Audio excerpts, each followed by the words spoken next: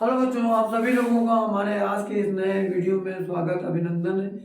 जैसा कि आप जानते हैं, हम लोग टेंसेस के बारे में अध्ययन कर रहे हैं।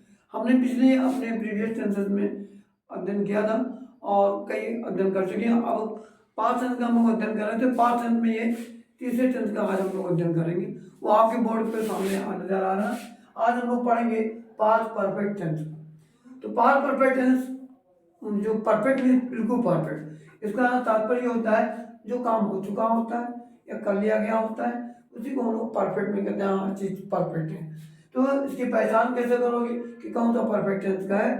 तब हम इसके रूल्स को फॉलो करेंगे। हमारे परफेक्ट टेंस में कुछ रूल्स रेगुलेशन दिए जाते हैं, उन्हीं के अनुसार हम लोग आगे के अनुवाद कर लेते हैं। तो देखिए, इसके पहचानोगे कैसे? वो आगे के अंत में जो होगा, चुका था, चुकी थी, चुके थे, लिया था, किया था, दिया था आदि आते हैं। ऐसे हम लोग पहचान लेंगे कौन सा टेंस है, इसमें क्या प्रक्रिया होगी, कौन कौन से रूलिंग फॉलो करेंगे। अब देखिए, रूल्स ऑफ द ट्रांजिशंस के ये हैं: ही, सी, इट, आई, वी, यू, दे तथा अन्य भी जो तुम्हारे पास कर्ता होंगे, सब्जेक्ट होंगे, उनके साथ हम क्या करते हैं, ये हेल्पिंग वर्ब है, इसमें हेल्पिंग वर्ब हैड मिली हुई है, HAD, हैड, और प्लस वर्ब की थर्ड फॉर्म का प्रयोग करते हैं। ये हमारे इसके शॉर्ट से नियम है, इन्हीं को हम लोग फॉलो करेंगे और हमारे जितने भी अनुवाद हिंदी से हम लोग अंग्रेजी में करेंगे वो होते जाएंगे। अब नीचे देखिए, इसका स्ट्रक्चर जो हम लोग अनुवाद करते हैं, कैसे कैसे कुछ बच्चे जान पूछते हैं हम कैसे शुरुआत करें। तो देखिए, हमारे अनुवाद का सबसे बड़ा नियम यही है कि हम सबसे पहले कर्ता ढूंढते हैं, सब्जेक्ट नहीं वर्ब ढूंढते हैं। सब्जेक्ट में जो वाक्य होता है उसका सब्जेक्ट ढूंढते हैं, उसके पश्चात दूसरे नंबर पे वर्ब मिलती है और सदैव वर्ब वाक्य के अंत में होती है, उसको ले लेते हैं। फिर हमारा ऑब्जेक्ट होता है, जो चीज होती है उसे रखते हैं और उसी के सीक्वेंस में हमारा भी जो प्रीपोजिशन है, कंजक्शन आदि उसको जो आगे प्रयोग करते जाते हैं। तो सबसे पहले हम क्या बोलेंगे, सब्जेक्ट, फिर सेकंड नंबर पर वर्ब, फिर ऑब्जेक्ट होता है। तो सब्जेक्ट में कौन से होते हैं, जो हमारा इट, आई, वी, यू, दे तथा और भी कुछ नाम वगैरह हो जो वो दिए रहेंगे, उनको सबसे पहले लिखेंगे, सब्जेक्ट लिखेंगे। फिर प्लस हेल्पिंग वर्ब, इसमें हेल्पिंग वर्ब हैड मिला हुआ वो लिखेंगे। फिर प्लस मेन वर्ब जो होगा अंत में होगी वर्ब, उसकी क्रिया की उसकी थर्ड फॉर्म डालेंगे। फिर हमारा जो ऑब्जेक्ट होगा उसको हम रख देंगे। इस प्रकार का हमारा ये स्ट्रक्चर वर्ब का पूरा हुआ। अब हम आपको एक एक करके इसके एग्जाम्पल बताएंगे। जैसा हम जानते हैं, हम टेंसेस के अनुसार हमारे 4 सेंटेंस होते हैं: affirmative, negative, interrogative plus negative. अब हम आपको वन बाय वन करके हम आपको बताते चलते हैं। अब हम एग्जाम्पल बता रहे हैं आपको। प्रिय बच्चों, जैसे कि हम अभी बता रहे थे कि आपको हम इसको एग्जाम्पल बताएंगे। ये पास्ट परफेक्ट टेंस का है और पास्ट परफेक्ट टेंस में देखिए, हर मतलब जैसे आपको पहले तो पता है, हर टेंस के 4 सेंटेंस होते हैं। वो है affirmative, negative, interrogative plus negative.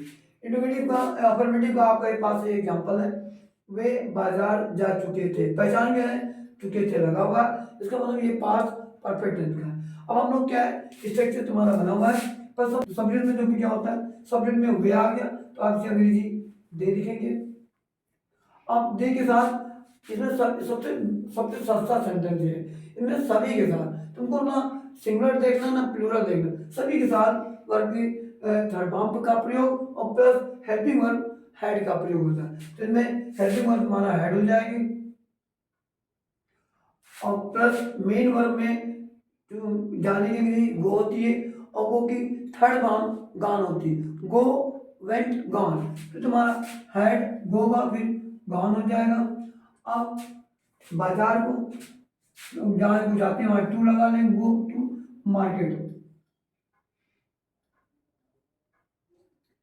ये आपको सेंटेंस कंप्लीट हो। इसी आधार पर आप किसी को भी कुछ बोल सकते हैं और भी सेंटेंस कर सकते हैं कि मैं बाजार जा चुका था, I had gone to market, वो बाजार जा चुके थे, he had gone to market, हम बाजार जा चुके थे, we had gone to market. इसी के आधार मोहन बाजार जा चुका, Mohan had gone to market, लड़के बाजार जा चुके थे, the boys had gone to market. ये तुमने सब में देखा ना, एक वचन बहुवचन सब मैं मिलाकर सबके साथ हैड और क्रिया की थर्ड फॉर्म प्रयोग होता है। इसलिए ये टेंस सबसे इजी टेंस आपको माना जाता है। इसमें कोई ढूंढना नहीं है कौन सिंगुलर है, बस एक कठिनाई हो सकती है तुम्हें वर्ब की थर्ड फॉर्म निकालने के लिए। वो भी आप कंटिन्यूशन में जो रहोगे, प्रैक्टिस पे रहोगे, तुमको क्रिया होगा थर्ड फॉर्म पता चला जाएगा। अब हम आते हैं नेगेटिव में। अब नेगेटिव में देखिए, जैसे वो वह स्कूल जा चुकी थी,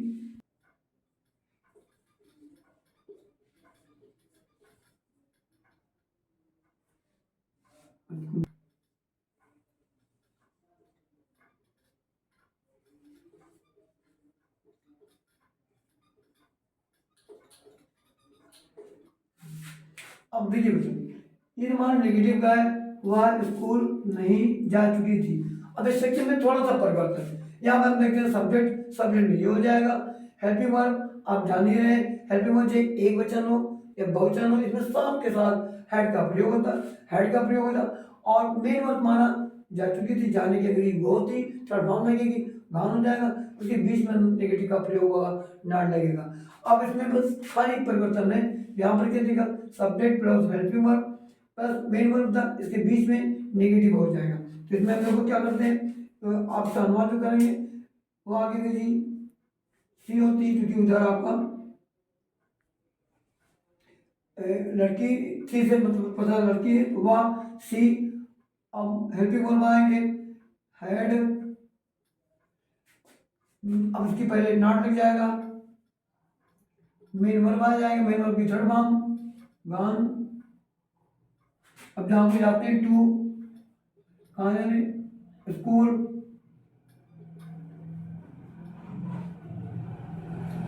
ये तुम्हारा सेंटेंस कंप्लीट हुआ। इसी प्रकार आप बोल सकते हैं, नहीं जा चुके तो they had not gone to school, मैं स्कूल नहीं जा चुका था, I had not gone to school, तुम स्कूल नहीं जा चुके तो you had not gone to school. So simple sentence, छोटे छोटे सेंटेंस आप लोग अपने जीवन में प्रयोग कर सकते हैं। इसी स्ट्रक्चर पे आप बोलते हैं, हमारी जो ढेर सारी इंग्लिश बोली जाती है जिसमें हम लोग अपने को सोचते हैं बहुत हम कमजोर हैं, बोल नहीं पाते, सेंटेंस सब यही होते हैं, छोटे छोटे सेंटेंस और उनके स्ट्रक्चर याद रखेंगे, ये भी सब प्रैक्टिस पे डिपेंड होता है। अब अगला आपको देखिए इंट्रोगेटिव के लिए, इंट्रोगेटिव सेंटेंस में देखिए, अब इसी सेंटेंस को थोड़ा मिटा के आपको बताते हैं। इंट्रोगेटिव में साइन ऑफ इंट्रोगेशन लगा रहता है। अब इसी के सिंपल से सेंटेंस है, क्या मैं पढ़ चुका था,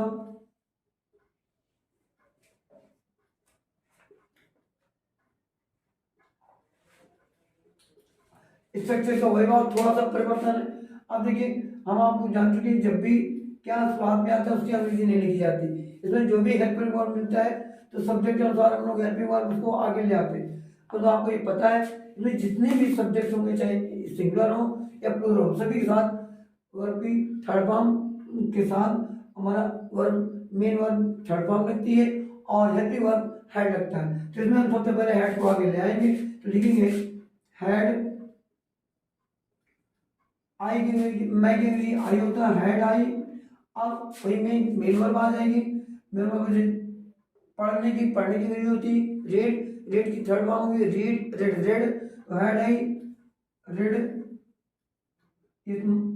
I have head I read, काम करते ये तुम बस हो गया। क्या मैं पढ़ चुका, हेड आई रेड, क्या मैं पढ़ चुका था। अब इसके आधार पर आप बोल सकते हैं, क्या मैं जा चुका था, हेड आई गॉन, क्या वह जा चुकी थी, हैड सी गॉन, क्या मम्मी जा चुकी थी, had mummy gone. Like this sentence, छोटे छोटे सेंटेंस आप लोग बोल सकते हैं। अब हम इसको, अब आपको जो इंट्रोगेटिव प्लस नेगेटिव बताने जा रहे हैं, इसका भी स्ट्रक्चर बिल्कुल थोड़ा सा चेंज है और बिल्कुल अगर ध्यान से देखोगे बिल्कुल सिंपल है। आप किसी को भी, और ये होगा तभी जब आप छोटे छोटे सेंटेंस आपस में बोलते रहेंगे, दूसरों को सुनाते रहेंगे। आइए अब हम आपको बताते हैं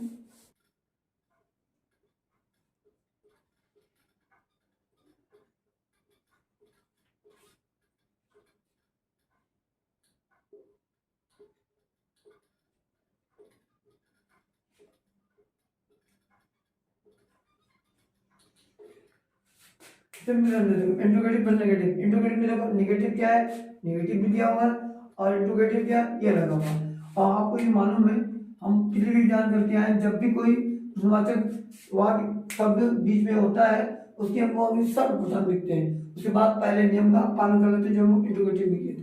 तो इसका देखो स्ट्रक्चर वही है, सब्जेक्ट में तुम है तो तुम यहाँ पे तुम की अंग्रेजी ये होती है, और इसमें सबसे सरल चीज है कि सभी कर्ताओं के साथ, वो चाहे सिंगुलर हो चाहे प्लूरल हो, हेड का प्रयोग हेल्पिंग वर्ब के रूप में, और हेड जब प्रयोग होता है तो उसके साथ थर्ड फॉर्म का भी प्रयोग होता है।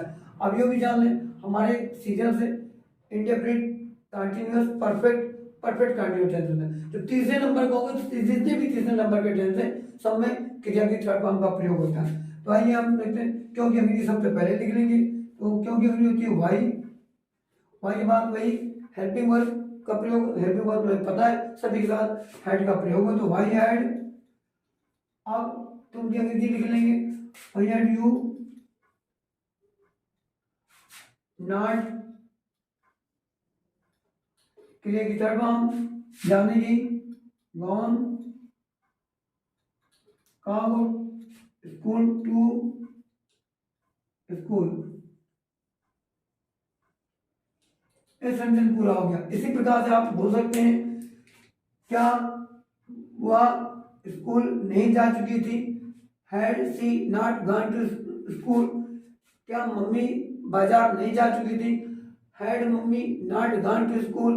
क्या पिताजी बाजार नहीं जा चुके थे, had father not gone to school, gone to market. इसी प्रकार से छोटे छोटे सेंटेंस इसी का आधार पे आप बोल सकते हैं। इस प्रकार से हम, जैसे आपको मुझे पता है, हम चाहते हैं कि प्रतिदिन आप लोग एक नया चीज सीखें, और नया चीज सीखने के बाद जब तक आप शेयर नहीं करेंगे तो ये फेयर नहीं होगा। आप शेयर करते रहेंगे, आपका जो वर्ड पावर बैंक है बढ़ता रहेगा। जितना वर्ड पावर बैंक आपका बढ़ जाएगा उतनी अंग्रेजी आपको इजी इजी इजी होती चली जाएगी। आज